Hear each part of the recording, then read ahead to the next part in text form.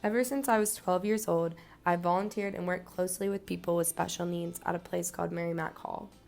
Merrimack is a performing arts center that gives children and adults with all kinds of disabilities a chance to participate in activities that they normally aren't offered, like dance class, music class, acting, choir, yoga, and many more. One day when I was at Merrimack, a woman with autism named Joy excitedly ran up to me to show me her engagement ring and a picture of her wedding dress.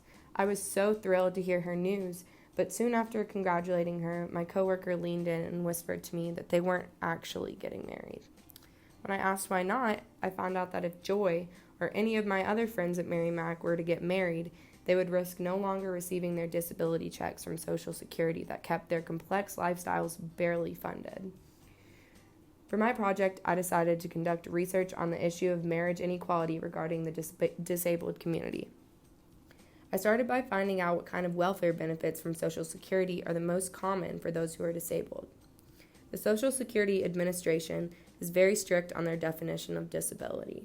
They consider someone disabled if the person is unable to do the work that they did before they became disabled, if the administration decides that the person is unable to adjust to other work environments because of their conditions, and if their condition is expected to last for at least a year or will cause them to die. Adults with special needs tend to qualify as an adult child under the terms of Social Security because they are age 18 or older and have a disability that started before age 22. In the most common scenarios, a person living with disability qualifies for either of the two federal benefit programs from Social Security: Supplemental Security Income, which is also SSI, and Social Security Disability Insurance, which is SSDI. The main distinction between these two programs is that SSI determination is based on age, disability, and limited income and resources, where SSDI is based on disability and work credits.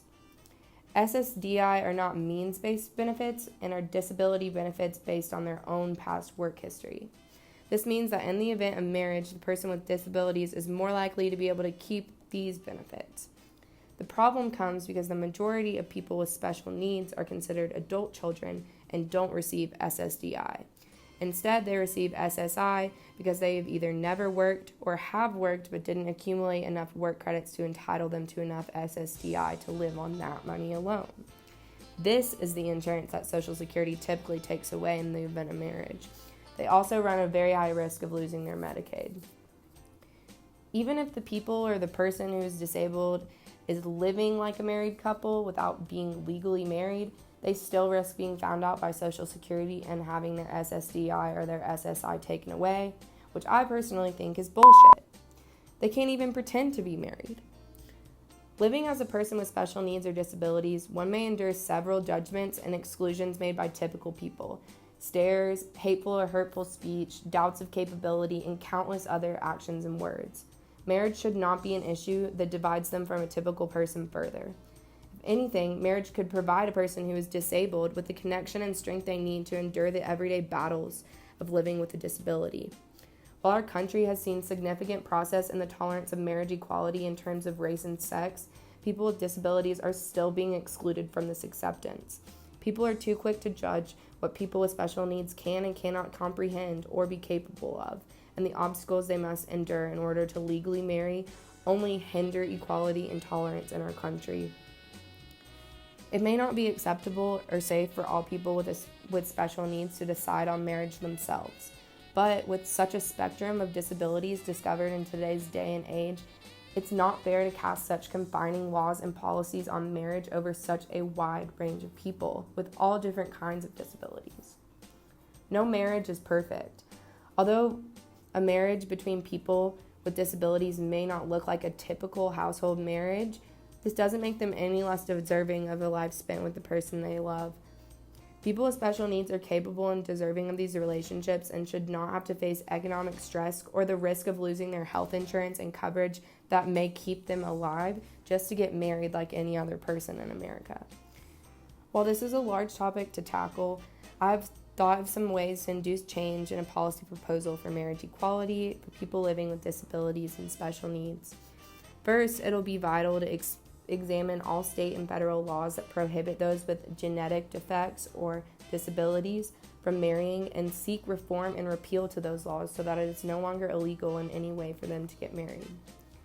Next, a proposal to reform allocations in the financial budgets of Social Security Administration and Medicaid programs is necessary. It needs to be made possible to the people with disabilities do not have to live on the border of poverty to receive funding for their life-depending programs. It also needs to be made financially possible that people receiving SSI or SSDI do not have to have their funding taken away, as if they could be dependent on a spouse that requires the same exact funding. After proposing new budgets to Social Security and Medicaid, government officials should be sought out who work with federal spending. It is important to inform them on changes in life expectancy for people with disabilities, cost of living, and health costs since the federal programs were first established, and inform them on how changes are necessary as these defining factors for policy and spending have drastically changed. In the event that a couple where at least one or both people are considered disabled, individualized capacity assessments should be conducted in terms of their disability. These assessments should include, but not be limited to, understanding and comprehending of vital aspects of marriage, potential for abuse by the partner or to the partner, counsel with family members to ensure credibility, planned living accommodations, evidence of financial responsibility either directly from the couple or from a financial advisor, plans in the event that a caretaker passes away or becomes unable to perform that role, consent from each partner, etc. Finally, it's really important that the publicity of marriages between people with disabilities is established in order to work towards a public acceptance and awareness for marriage equality concerning people with special needs and disabilities. This could include web articles, social media, newspaper, channel news stations, classroom textbooks, and more.